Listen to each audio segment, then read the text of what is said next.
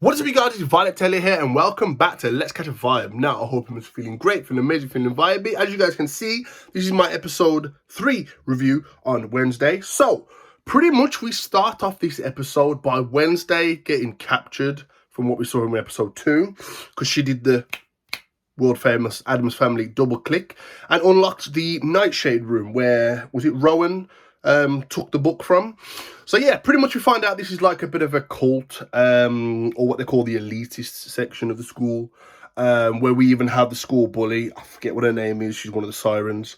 But yeah, pretty much we find out that, you know, they're talking to her a bit, and then obviously they mentioned that they wanted to join because basically Xavier likes her, so he stood in for her and said, I opted to keep her in the club. She undoes her rope and she's like, you know, this ain't my first rodeo, I could have escaped, I just wanted you two to blab. Anyway, moving away from that, we do get the Nevermore children go to the small town. So, pretty much this is like those kind of days where they go and they help out in the town. They go help out in Pilgrim World, selling fudge to the public. You know, what they kind of do, it's kind of like when you go to uni and you have those kind of jobs where you, you know, you just help out the community basically, just to keep them like, you know, just to keep them on good friendly terms. So obviously, this gives Wednesday a chance to go and check out Pilgrim World. Pretty much she wants to find out more about Crackstone, because if you guys remember during the canoe race, she touched Crackstone's tomb, and it gave her a bit of an insight, because he's basically meant to be the person in that book that was torn out. Wednesday's on the right, and Crackstone's on the left, so we're meant to be getting something like that play out. But yeah, obviously, Wednesday speaks to Enid because Enid has the chance to go to Pilgrim World. She's like, look, there's a boy that you like that's in the shop that I'm going to be. Why don't we just switch? So Enid's obviously gassed. I think Wednesday has done her a favor, where secretly Wednesday just wants to get into Pilgrim World. So pretty much we end up getting Wednesdays on her own journey, because she's pretty much trying to find out more about the monster and find out and try and prove Rowan was killed by the monster. So we get some really, really cool character building here, especially with Enid, because she's in the shop which is a very weird shop, but not that weird, considering where it is in America. But yeah, you know, Enid's talking to this boy. You know, she's like, listen, I've been flirting with you all day. Are you going to ask me out? Are you going to meet me behind the sheds? And are you going to make out with me? He's like, oh, that's what you were supposed to be doing. Okay. So that's Enid's kind of little side story, where she ends up getting a date or a hookup time later on. But yeah, we move into Pilgrim World, where again Wednesday's trying to track down Crackstone. She wants to go into this barn which is off limits, which pretty much has like what they call the main exhibition. She ends up saving the what's his name? You know, the boy that does the bees. She ends up saving him. And they end up going on a bit of a trek to go and find out what's going on in Pilgrim World. Pretty much to break into what has been called the displays are being sorted out, or it's under construction. They always say that because they don't want you going in there. So yeah, Wednesday's on this journey to find out more about Crackstone. She finds out that the barn that she goes to isn't the real one. She finds out that the real one is like somewhere off the way. She goes back to town, or obviously she's in town. She gets Xavier to, I think, is it Xavier?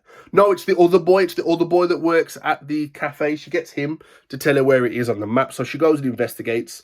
There is a homeless guy that is in the store where Enid is doing her voluntary work, shall we call it. She walks up to him and says, you know, can I help you? He looks like he's a very, very like homeless man. You can tell he's a very, very scruffy looking homeless man. So obviously he steals a camera and takes it back to this old hut. Now, Wednesday goes there and finds out pretty much that it's been burnt down, but she touches something, because things like, right, I can't just touch something and my visions are going to work. I need to touch something. So she starts touching things and says, this don't work, this don't work. She touches the door on the way out.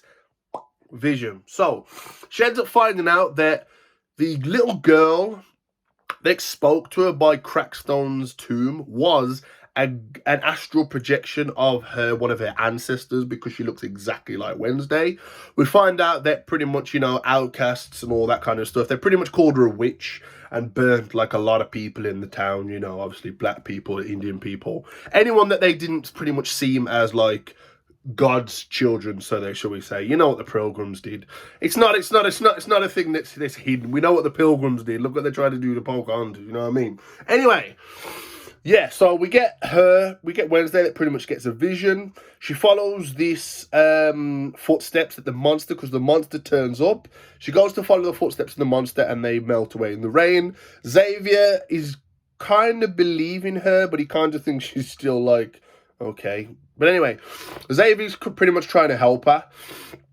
Because obviously he likes her, you know what I mean? What can he do? The boy likes the girl, he can't do nothing. So pretty much we end up finding out that the monster comes back to that barn, or to that burnt down barn where the homeless man's living, attacks the homeless man, but the camera takes pictures.